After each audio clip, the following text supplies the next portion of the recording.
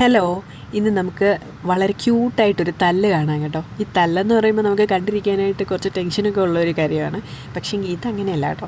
കുറേ നേരം നമ്മൾ നോക്കിയിരുന്നു പോവും. നമ്മുടെ കിറ്റാക്കുട്ടിയും പുതിയ പിള്ളേരുമാണ് ഉണ്ടായിട്ട് വളരെ കുറച്ച് ദിവസങ്ങളേ ആയിട്ടുള്ളൂ. അതുങ്ങളുടെ തല്ല് കാണണം കേട്ടോ. പാൽ കുടിക്കാനായിട്ടുള്ള ആ ഒരു ബഹളമാണ് അവിടെ നടന്നുകൊണ്ടിരിക്കുന്നത്.